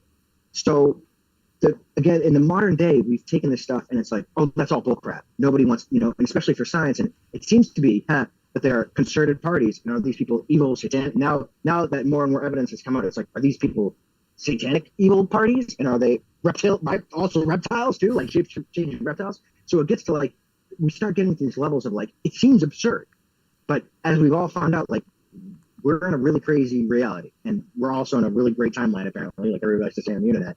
And who knows? To me, it seems like it might be the whole 9 yards. What kind of scientist are you? My background is biology and ecology, and basically plant science. So that's interesting stuff. Yeah. And I was going to ask, this is not your type of science, but it just made me think of it. I'm curious because it sort of ties into the paranormal. What are your thoughts, or if you have any, on stuff like the particle colliders? Oh, yeah. Okay. Interesting. All right, here we go. If you want to learn about quantum mechanics, there's a series of lectures online by Leonard Susskind that he's done, and one of the better ones, that's the more fun one that gets into the entanglement part, is actually fun. It's called quantum. I think it's called quantum entanglement or something with quantum entanglement in it. You can check this out on YouTube and find it. Here's one of the things about. So this gets into, like, there's different interpretations of quantum mechanics because we don't really know what's going on at these tiny, not even microscopic, at the smallest levels that you can get of quote unquote known reality. We have quote unquote interpretations of what's going on when we shoot a particle in between 2 slits and then what happens when it hits a detector on the other side.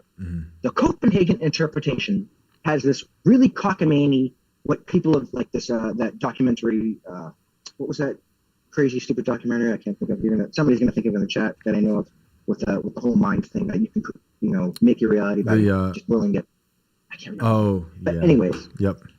I'm digressing. So the explanations are you shoot a particle or whatever at a dual slit, and they come up with this math so that does the particle then go to explain afterwards. In the math, the way the math works is they to explain what happens on the other side, they split this, what they call a like say, I guess you wouldn't really call it a particle, like a 1 or a 0, essentially binary mathematical figure into 1/2 to get it. And so the conventional explanation is, well, mathematically on paper, we split it in 1/2 and then it combines on the other side into 1.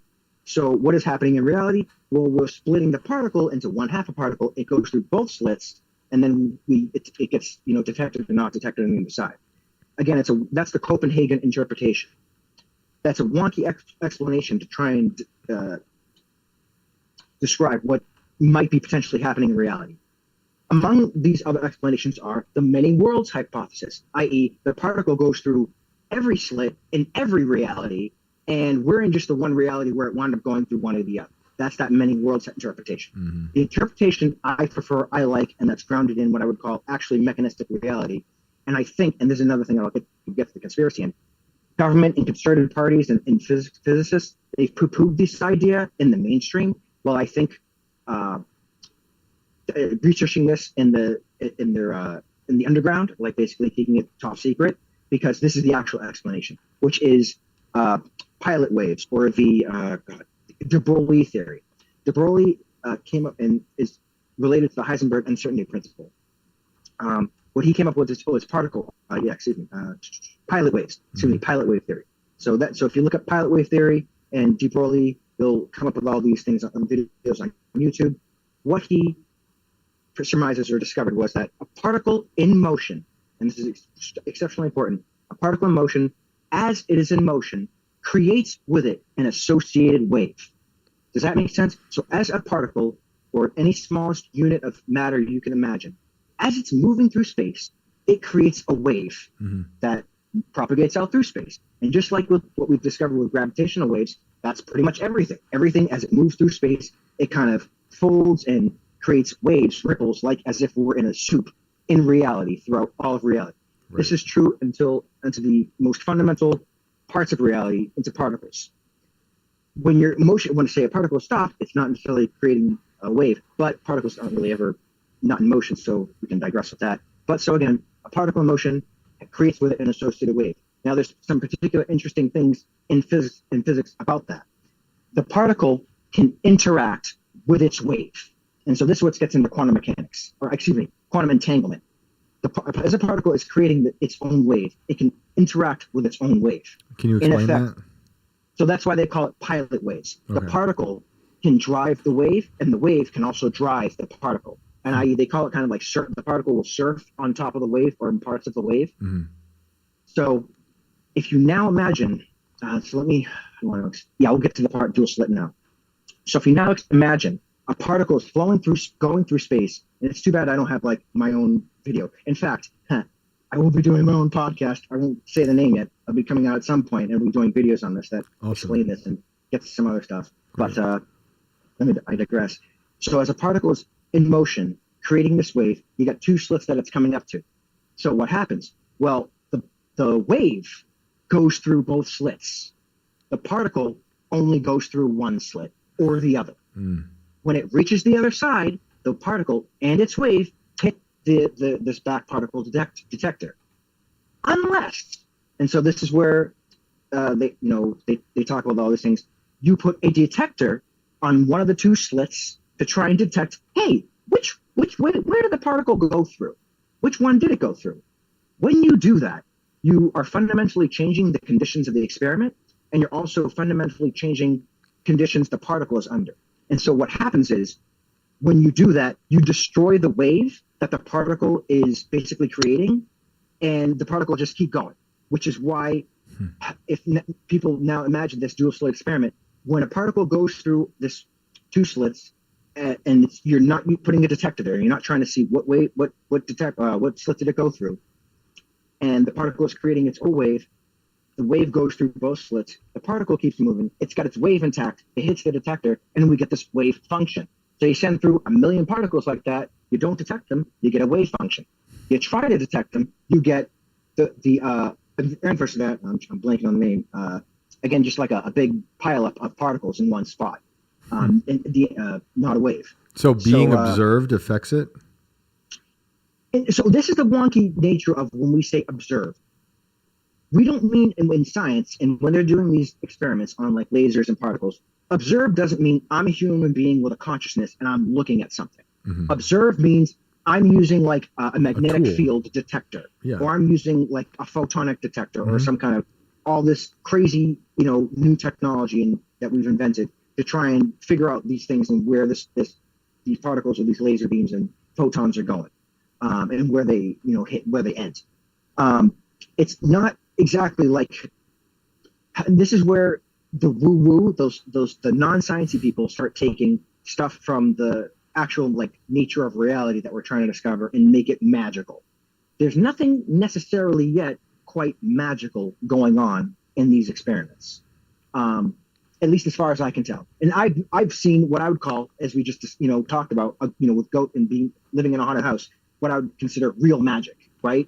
With that object moving. So at this fundamental level, I would say no, magic is still not happening, and that we can again go back to like what's going on with these particles in the detector, and getting back to like why I believe I go with the pilot wave theory, not say Copenhagen interpretation or multi-worlds hypothesis or multi-worlds interpretation, because again, it's the most grounded in fundamental, real, boots on the ground, like ecology and real biological science. Like you can still physically touch it. The particle is there. It's creating a wave.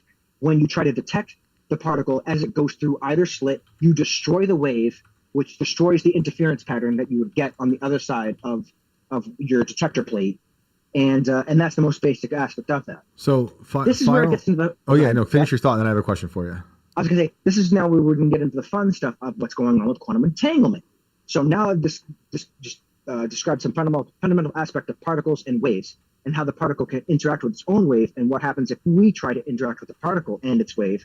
You can now take, say, two particles or two photons or two other, and this is where they'll say, this is where the woo-woo will get to. You can say objects, okay? So, and this is because we have been able to scale this up from, say, just photons to macroparticles. Now, is it true for us, big, giant, complex systems?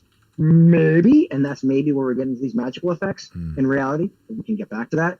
With quantum entanglement, you have to say now, what exactly, quote unquote, is that? Take two particles, you're smashing them together. So these two particles are in motion, blah, blah, blah. They have their own waves. You smash them together. Those waves are destroyed. Now they create between the two of them one cohesive wave. So you got two particles, one wave. That's entanglement. That's the basic gist of entanglement. And now as these particles move through space together, their wave is propagating through space and associated with each other together. Here's the funny, crazy, what they call spooky action at a distance aspect of this. You take that one particle and you put that other particle on the other side of the universe. And now I want to try and detect something about that particle. Again, I put my little magnetic, magnet over it, or I use a photonic, whatever, blah, blah, blah. And this is where it comes into the whole spin thing. So because all particles, they're moving through space, they have what they call spin. So it's up, down, left, right, blah, blah, blah, blah. Mm-hmm. So when you now try and discover, hey, what is this thing doing? What is its spin? Boom, okay, it's spin up.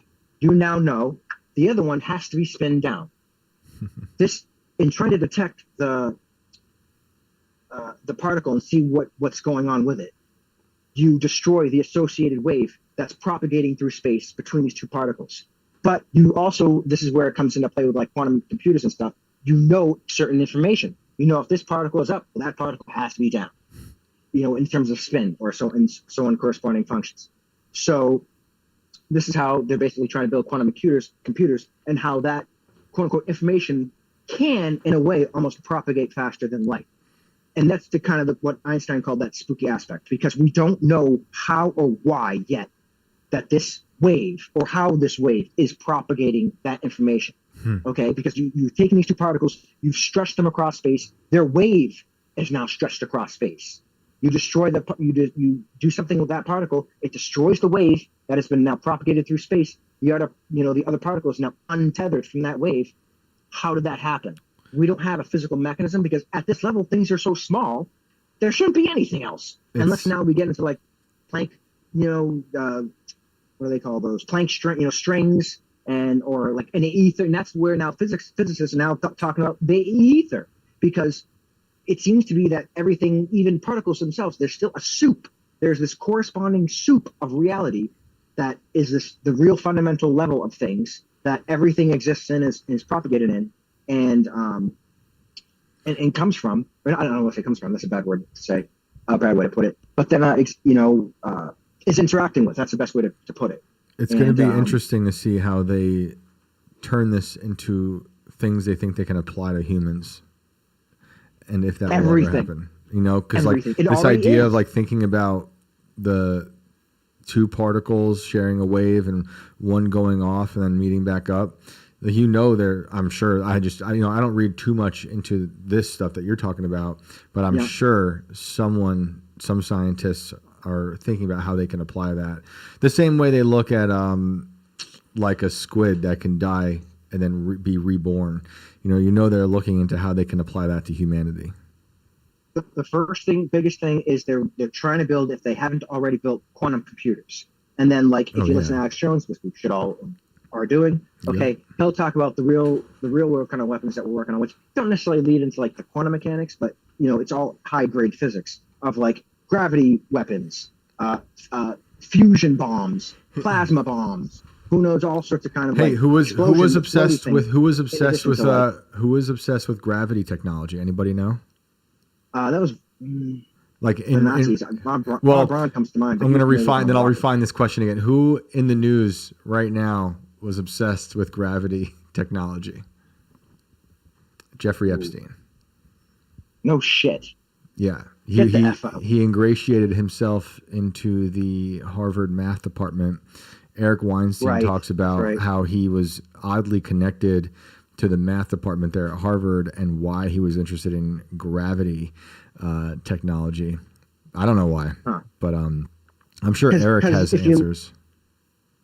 There was a survivor. She was on the Epstein. I can't remember her name. I'm blanking on it, but she was recently on Alex Jones. She mentions he turns into a reptile. When I get so that. This is where like I have to do my own podcast because there's things that like people miss and then don't go over, and that's where there's certain things like that I want to like talk to her about and like, I gotta go deep into that and ask you some really tough questions about this. Well, and what happened and how the whole 9 yards, because it just kind of was a little blurb and then kind of got glazed over, and it's like this guy is literally one of these shape-shifting creatures which other people have talked about. Like so I'll get back to this. Billy Corgan, sorry to cut you off, on the Joe Rogan podcast, had his own quick reptile story, and it's just got talked about and glazed over. And he's not the only person over the years who've talked about. Oh, I know. There's a race of shape-shifting reptilian people that we don't know what they are. But I mean, if you look at cephalopods as a biologist, if you look at color-changing cephalopods that live underneath the ocean.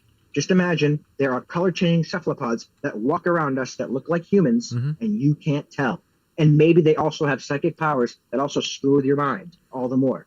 Last night we were talking about fish that have mating calls that create a hum that might drive people crazy. Well, look, dude, I want to try to get to another caller. I really enjoyed this talk. I hope you call back. And when you do have your podcast going, call back, let everyone know what it's called. I'll do that. Have a good night, guys. Awesome, man. Thank you. Yeah. Wow. We started with Ozzy and the bat. And then we went all the way to quantum entanglement. Incredible. Good recommendations there with the Leonard Susskind stuff. I'll look that up. Wow. Incredible. You never know where these conversations are going to go. I hope his uncle was the guy who gave Ozzy that bat to eat. We'll never know, but I'm going to believe. Do we have any other callers? We have, yes. If we do. We'll try to get to another one. We got some time. While you do that, I don't want to do the whole story because it's so disgusting. But I just need to make sure everyone knows that this happened. I think I know what you're talking about. Yeah, it's a horrible story, but you guys know Alabama. Yes. Yeah. That this stuff drives me insane. That this happens I know we all know what happens.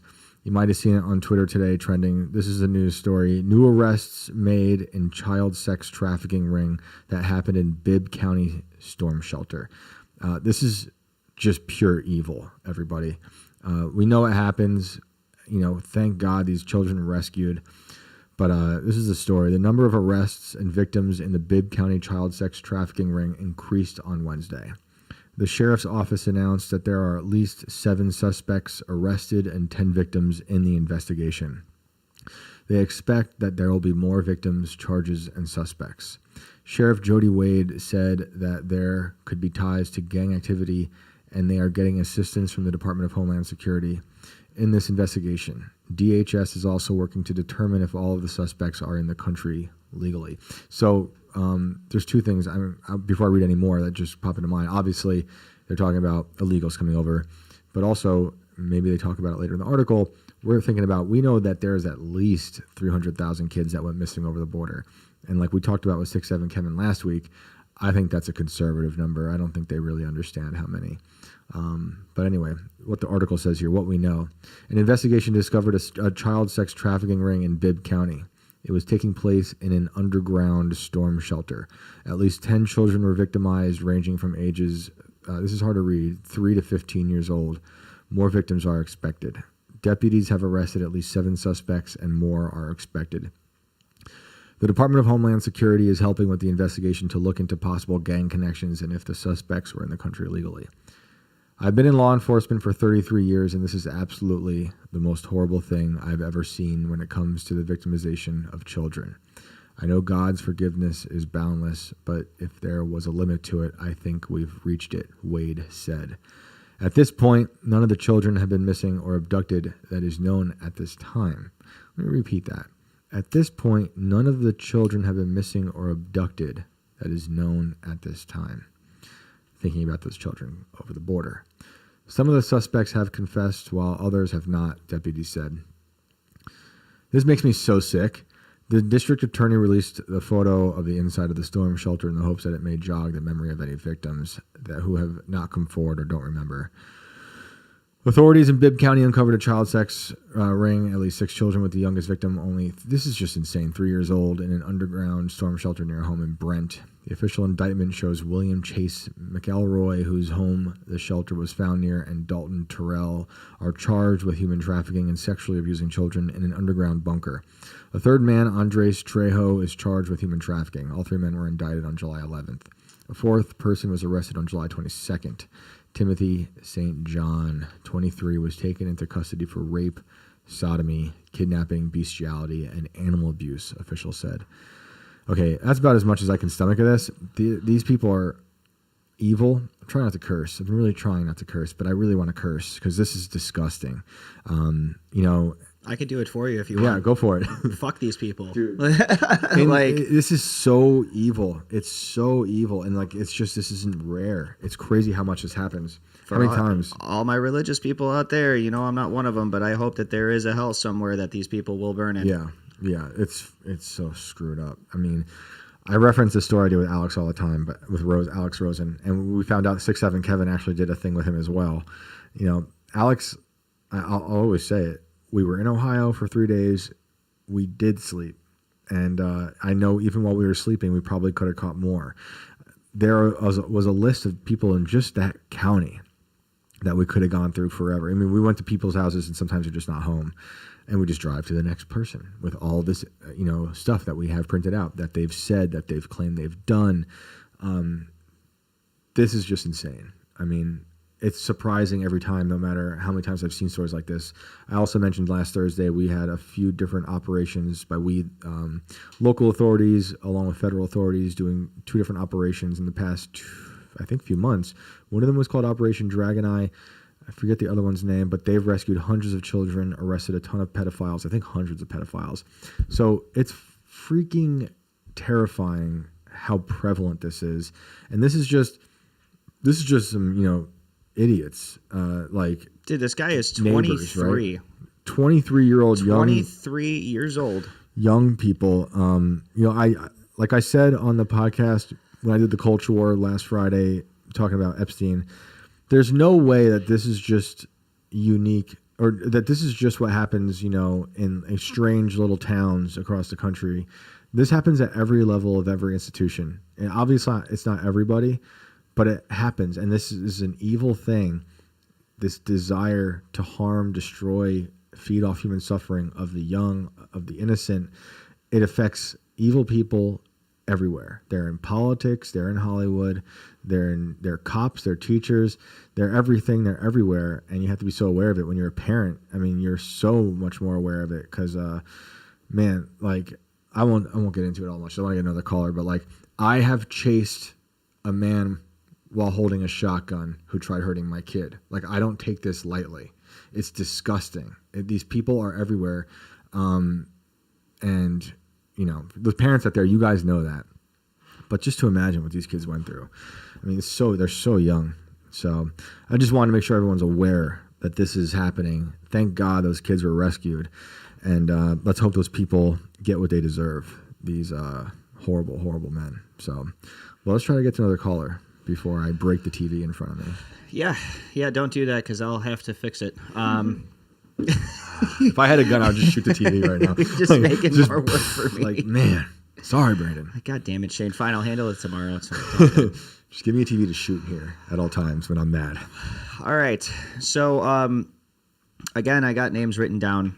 We'll probably only get to one more caller tonight. Yeah. So apologies for everybody that's waited. But again, I'll try to get you guys in tomorrow if I can. Just call back. We'll keep doing the same dance until we get everybody on this damn show. That is my vow to you all. Mm-hmm. So let's get Brian on here so we can give him some time.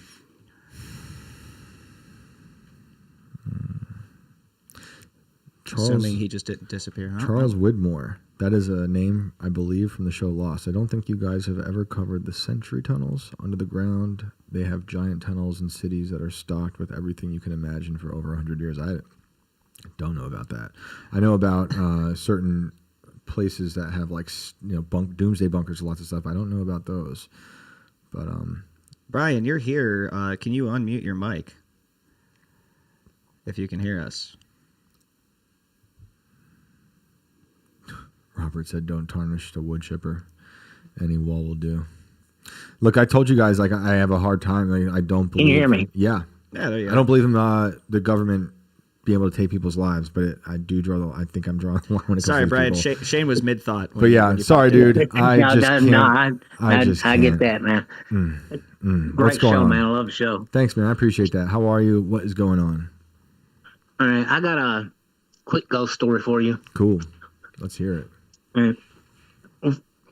For a while, I lived down on the Gulf Coast of Mississippi. I lived in a town called Gaucher for a little while. Mm-hmm. And lived in this trailer. And it was haunted. Keys would go missing, remote control would go missing quite often. Found it in the freezer once. But one night, me and the wife were sitting on the couch, and we had music playing on the TV. And a song came on, it was real loud, and we were just fixing to smoke a little bit of weed. And she loaded up the little pipe, and the remote control, there was nothing on the coffee table except the remote control. And the music was loud, so she said, "Turn that down." And I went to get the remote control, and it wasn't there. So we looked all over. We took the cushions off the couch, looked in the couch, and then I went to check the kitchen because it was right behind us, this trailer. And she said, "You went back to the bedroom a while ago. I'm going to go see if you put it back there." And she went and looked in the bedroom. I looked in the kitchen. Neither one of us found it. We came back, and it was sitting in the middle of the coffee table. And there was a song that she was wanting to hear called "Remedy" by Pussifer. Yep. Shout out to Tool, Maynard James Keenan band. Indeed. But part of the chorus is, he says, you speak like someone who's never been smacked in the fucking mouth. And the remote was sitting there on her, and I looked at her, I said, "Oh, ghosts want to act like somebody that's never been smacked in the fucking mouth." And she handed me the pipe, and I turned around, and when I went to hit it, something smacked my hand and knocked a pipe into my mouth. Whoa. It freaked me out. I jerked my head back and I looked at her and she's like, did he just smack you in the mouth? I was like, yeah, I believe he did. It's funny because Shane actually watched me do this with my coffee last night before we left the studio. Yes. And I shit you guys not, I came up the stairs back into the room 3 different times. You did. And the third time I found it sitting in the place that I was looking for it literally twice before, and it was sitting right there, and I'm like, you've got to be I was losing it. I was losing it just in like next to you because I was like, am I holding it? Am I pranking you? I didn't even realize, but no, it was like up here. We searched this entire goddamn house. I'm not even kidding. And so strange. Yeah, just sitting right where I left it, and I could not believe it. Oh man. Was that your last encounter of getting smacked in the face by a ghost? Yeah, that was the last time I got smacked in the face. Oh, that's good. But by a ghost. I had another encounter one time, same trailer, and we had a roommate at one time. He was kind of a big guy, but he was very light on his feet. Okay. And it was middle of the night. I was going to get some cigarettes. There was a store right down the road from the house, and I went to the front door as I was leaving, and I saw what I thought was him scooting down the hallway. I thought I was going to act like I didn't see him, and when he got right there beside me, I was going to turn around and go, what? And when I spun around and said, what? There wasn't anybody there, but I saw a big black shape coming down the hallway after me, running after me, like he was going to scare me. Oh, wow. Yeah. And it was just a shadow? Yeah, it was just a shadow. Did it get you? No, I mean, there wasn't any interaction because when I spun around to like scare him, he wasn't there. That's a wild one. Did it I always have to ask. Everyone's probably already knowing what I'm going to say, but did it have a hat? No, it did not have a hat. Okay. Ha! I am exonerated once again. It's not always happening. It wasn't me. Was it the shadow of Brandon? Well, that's never fun. People have told us the shadow chasing stories, but oddly enough, I don't know if you heard last week, we had another story from a ghost encounter who took someone's remote control and hid it and then put it back somewhere where it was easily found. They're pranksters. Yeah, they are. Well, hey man, we appreciate you calling in, sharing the stories. I like your taste in music, and we'll talk again. Yeah, I'll call back later. Honestly, my advice, man, put some Velcro on the bottom of that fucking remote and stick it to the couch. That's the only thing I can tell you. Because then if it disappears, you'll at least hear it. You'll hear the Velcro tear. Right. So put some bells and shit up in the house. Is Velcro ghost proof? I don't think that it is, but you can't. I mean, can you just disapparate Velcro that's stuck to other Velcro? Does that work? No. I mean, you just had the quantum entanglements conversation for 30 minutes with the last guy, so you know more about this shit than I do. Ghost and Velcro. I want to know where they put it while it's missing. Like I said, I found it one time in the freezer. You might not want to know. Maybe the ghost just prison wallets the damn thing. You don't know. Do ghosts have pockets? Yeah, it's not where I was. I was going to say maybe it goes to another dimension. You know, they slip it through another dimension, or some other place we don't want to know. It's considered a black hole, I guess. Huh? All right. Hey, that's a joke inside a joke right there. You need a drum set over there. I've got a couple. They're just not dude. That'd be great. Yeah. All right. Hey, man. Well, thanks for calling in. We appreciate it. Yeah. Thanks, man. See you, man. Of course. Have a good night. See you. Wee. What a show it has been. How's it over there for you? Any technical crazy gremlins going on? You good? No. I think we did pretty good tonight. So steering the ship. Doing well. And that was even with Zoom and everything, the whole damn earlier guest thing. Somehow all that shit worked. Yep. I'm going to try to get more guests here and there when I can, especially when there's something important in the news like that, So I got a few people lined up I'd like to have on. But, wow, a great show. Thank you guys so much for tuning in, all support. Brandon, let them know where to find you. Hey, as always, you can find me at Brando Inverted on X and on Insta. And as always, don't forget to stay weird. We will see you tomorrow to close out the week. Shane, get us out of here. I can't believe it's Thursday. Shout out to Joe Allen for joining us. He is the greatest. Please check him out online on Twitter. And check out the other episodes we've done with Joe. Great thinker. And thank you guys so much for calling in. Sorry to those who waited and didn't get in. I hope we get you in tomorrow. Please call back. Brandon's got the list. He's the best at it. So you know where to find me online at Shane Cashman. And we will be back tomorrow at 10 o'clock. And like, subscribe, follow, comment. You guys have been killing it. The chat, you guys are hilarious. I think it's the best chat. I don't care. Obviously, I'm biased, but you guys crack me up, and we need it on those dark days. Thanks, guys. We will see you tomorrow. Later.